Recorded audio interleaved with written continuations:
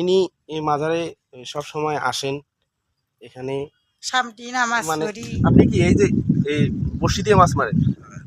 তো মাছ পাইছেন কি আজকে? না, এটা খাওয়া যায়? হ্যাঁ, ছোট ছোট ফল হয়, আমচুর আমচুর লাগে।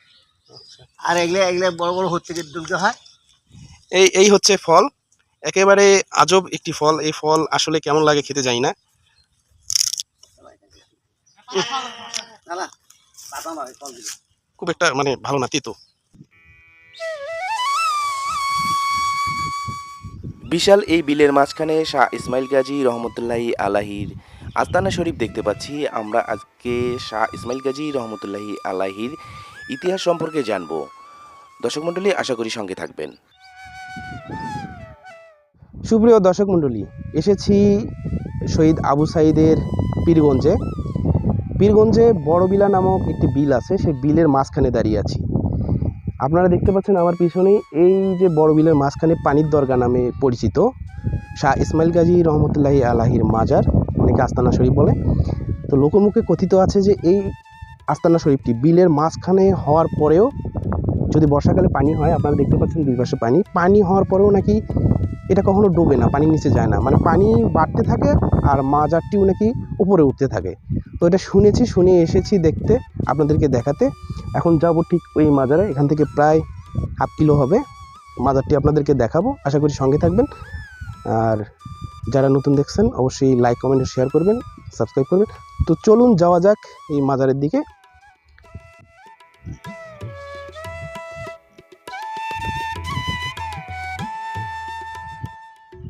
এই আঁকাবাঁকা মেঠো পথটি চলে গেছে বিলের মাঝখান দিয়ে সেই আস্তানা শরীফে।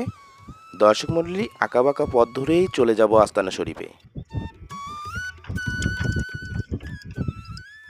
দর্শক মন্ডলী, বিলের মাঝখানে এসে এক জেলে ভাইয়ের সাথে দেখা। আপনি কি এই যে এই বড়শি দিয়ে মাছ মারেন?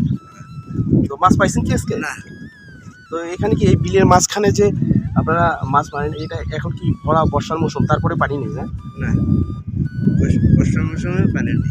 মানে এই সময় পানি হয় কিন্তু পানি নেই। আচ্ছা, আমরা যে একটা কথা জানি, এই যে পানির দরগা মাজারটা দেখতে পাচ্ছি, এটা আমরা শুনতে পেরেছি যে এটা নাকি পানির নিচে কখনো ডোবে না। সেটা আগে হয়েছিল, এখন মানুষ দিন হয়েছে না, পাকে না পাকে যে আসে, আগে ডোবে নাই। মানে কি কারণে, মানে কোনো এখন পাক পবিত্র জিনিস না ওটা। আচ্ছা, দর্শক মন্ডলী, উনি বলতেছে যে পাক পবিত্র কিছু বিষয় আছে, এই জন্য নাকি এখনো হয় না। আর তারপরে আমরা ওখানে যা দেখবো যে আসলে বিষয়টা কি। আচ্ছা, ঠিক আছে। মাছ পাইছেন? না,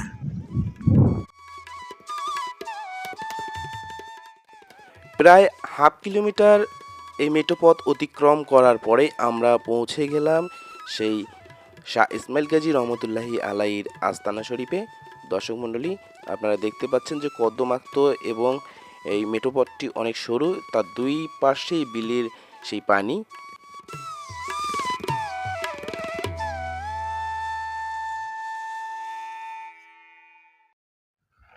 দর্শক মন্ডলী, অবশেষে অনেক দূর পথ হাঁটার পর চলে আসলাম। আসার পর এত সুন্দর সুন্দর এখানে গাছ দেখছি, একেবারে অপরিচিত গাছ।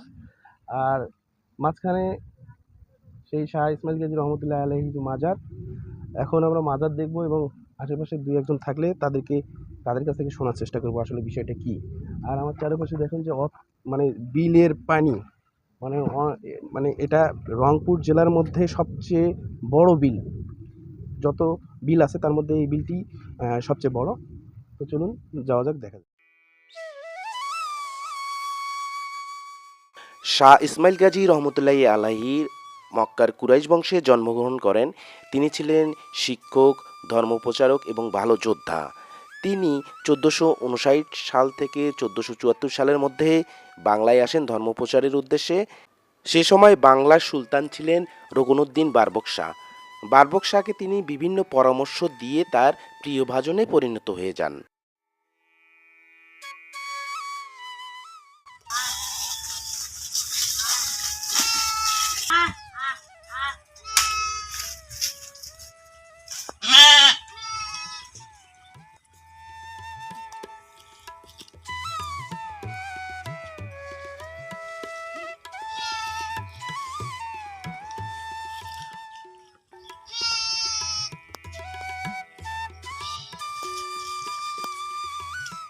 দর্শক মন্ডলী, এই মাজারে আসার পর এক আপার সঙ্গে দেখা হলো। হুম। তো ইনি এই মাজারে সব সময় আসেন এখানে, সামটি নামাজ মানে পড়ি। এটা এটা খেদমত করেন নাকি? হ্যাঁ। আচ্ছা, আমরা যে শুনে এসেছি যে এই পানি দরগা মাজারটি নাকি এই যে বিলটা আছে, এই যে এত বড় বিল, তার হুম। মাঝখানে ঠিক ঠিক মাঝখানে এই মাজার শরীফ। তো এই মাজার শরীফ নাকি পানি হলেও, বর্ষাকালে পানি হলেও নাকি ডোবে না। এটাকে আগে পানি হলে ডোবে, আগে ডোবে না, এখন ডোবে আগে ডুবতো না, না। তো এখন ডোবে কেন? এখন সেটা আল্লাহ পাকে ভালো জানে। তো অনেকে বলে যে পাক পবিত্র বিষয় আছে, মানুষ ও আগের মতো মানুষের আর নাই, বিভিন্ন ধরনের হলো পাকে না পাকে আসে, এই কারণেই হলো এখন এটা ডুবে এটা যায়। হয়। কিন্তু মানে আগের মানুষ ভালো ছিল, এখনকার মানুষ আসলে আগের মতো না, অতটা না, ভালো নাই, এই কারণে আগের মতো নেই। মানে এই কারণেই মানুষ হ্যাঁ। বলে যে ডুবে যায়। হুম। তো আপনি কি করতেছেন, ঝাড়ু দিচ্ছেন না? হ্যাঁ, ঝাড়ু দিচ্ছি। আচ্ছা ঠিক আছে, ঝাড়ু দেন। তো দর্শক মন্ডলী, চলুন একটু ঘুরে ঘুরে আচ্ছা। দেখা যাক।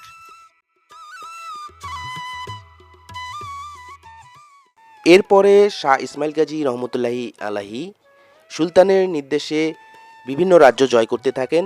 তিনি উড়িষ্যার রাজা গজপতিকে পরাজিত করেন। এরপরে কামরূপের রাজা কামেশ্বরকেও পরাজিত করেন এবং পরাজিত করে সুলতানের আরও প্রিয়ভাজন হয়ে যান। বন্ধুরা, এখানে এসে এক চাচার সঙ্গে দেখা হলো। তো আমরা শুনে এসেছি যে এই শাহ ইসমাইল গাজী রহমতুল্লাহি আলাহের এই মাজার বা আস্তানা শরীফ, এটা নাকি কখনো পানিতে ডোবে না, আগে নাকি ডুবতো না, এখন নাকি ডোবে। ডোবে। আসলে এই বিষয়টা আপনি কতটুকু জানেন, আমরা একটু শুনতে না, চাই। আগে ডুবতেছিল না, আমি ছোটবেলা দেখছি, আচ্ছা এখন ডোবে। আচ্ছা তারপরে এখানে যে মাজার তৈরি করছে আচ্ছা কবর, আচ্ছা, কিন্তু কবর আমরা দেখিনি, জীবনে। তাই? হ্যাঁ, আচ্ছা, এই যে বিলটা আছে, বিলটা আসলে কত বড়? বিলটা তো একটা মৌজা। একটা মৌজা, হুম। মানে একটা গ্রামের সমান, একটা মৌজা কতটুকু জায়গা লাগে, বিশাল বিশাল জায়গা না? ঠিক তার মাঝখানে এই মাজারটা। হ্যাঁ, মাঝখানে মাজার। কিন্তু এখন যে মানুষ বলতেছে যে ডোবে না, আসলে এই বিষয়টা কি? না, ডোবে না, আগে ডোবে নেই। আগে ডোবে নেই? না, এই দেরিং ডোবে। তাই? আগে হলে সমস্তটা ভাসি উঠতো, আচ্ছা এখন কিছুদিন হইলো এখন ডোবে, মানে এই গাছের কে হাতে পানি হয়, তাই? ঠেকনাগুলো হতে পানি হয়। আচ্ছা, আর এই যে যে গাছগুলা দেখছি, এগুলা কিসের গাছ? এইলে কেমন নাম কবা পারে না, তাই? কোথেকে আসছে আল্লাহ জানে, অচিনা গাছ। এইটা হাই হাম্বলে গাছ, ওই পাশে তো এটা হাই হাম্বলে গাছ, তিনটা হাম্বলে গাছ আছে। এর ফল খায় বেশি। এটা খাওয়া যায়? হ্যাঁ, ছোট ছোট ফল হয়, আমচুর আমচুর লাগে। আচ্ছা আর এগুলা বড় বড় হচ্ছে দুলতে হয়, এগুলা খায় না। এগুলা খায় না মানে এগুলা কেউ খায় না। আচ্ছা ঠিক আছে, তাহলে আপনার সঙ্গে কথা বলে ভালো থাকবেন, ঠিক আছে। দর্শক মণ্ডলী, আমরা একটু এই ফলগুলো দেখি খাওয়ার চেষ্টা করি যে খাওয়া যায় কিনা। এই হচ্ছে ফল, একেবারে আজব একটি ফল। এই ফল আসলে কেমন লাগে খেতে জানি না।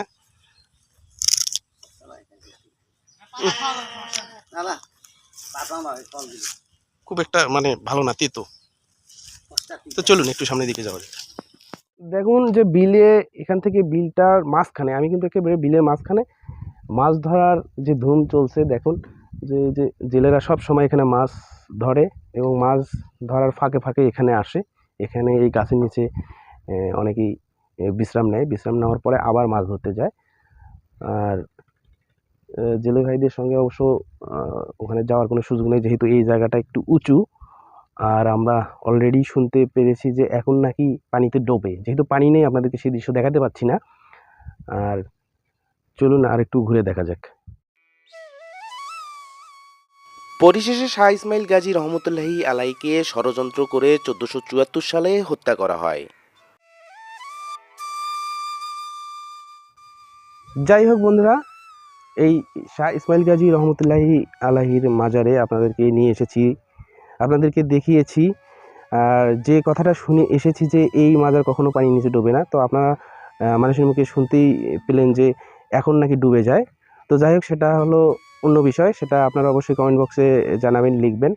আর আমি আপনাদেরকে এই ধরনের ঐতিহাসিক বিষয়, দর্শনীয় স্থান বিষয়ক ভিডিও দিতে থাকবো, আপনারা দেখবেন, শেয়ার করে অন্যকে দেখার সুযোগ করে দিবেন। আর যারা নতুন দেখছেন অবশ্যই চ্যানেলটি সাবস্ক্রাইব করবেন।